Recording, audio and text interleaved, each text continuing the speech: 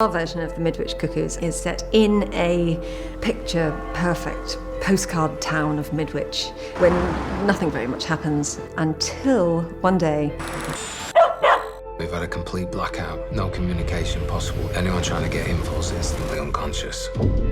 And nobody can get in or out of the town. I live in Midwich. There's no entry at the moment. Something very odd happens to the women in particular. They have all fallen pregnant, mysterious. The baby has my DNA, but not yours.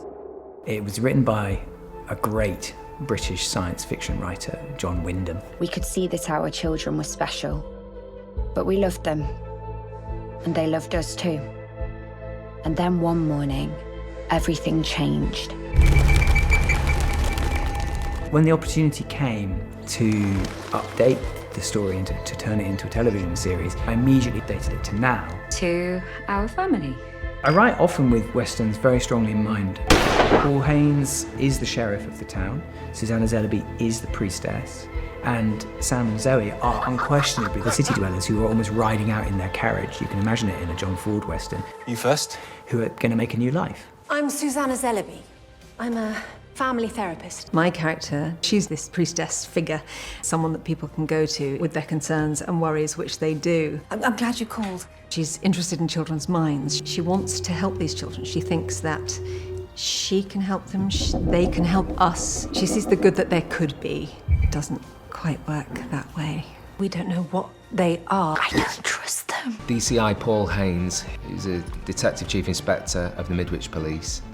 He's kind of like the sheriff of the town. You tell me what to do. He's very much involved with the townsfolk and takes their safety and is paramount to him, and he's very involved. He's one of those chaps that, you know, fight or flight. He will step up to the mark when disaster occurs, and does quite often. Get back!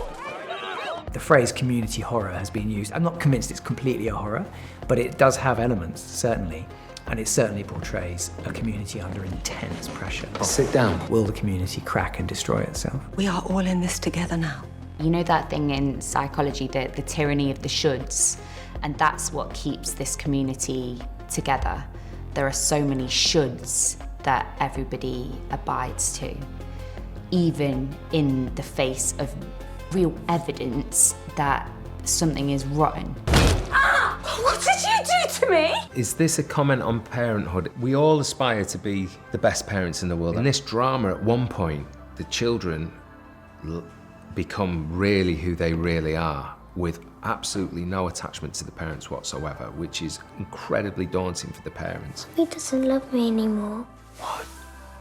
How much can we remove ourselves from deep natural bonds if we begin to suspect they may be being used? There's very deep biological attachments that we have. That, I think, is where horror and sci-fi are great, is they can actually strangely be the most philosophical and the most deep kind of genres intellectually. Like, you know, they ask really profound questions about who we are. They actually are an evolutionary step forward. They're the next development. Be careful what you wish for. The experience that some of these characters have, some of them think, actually, all my dreams have come true and this is what I've wanted all my life. You know, it becomes apparent quite quickly that you should be careful what you wish for.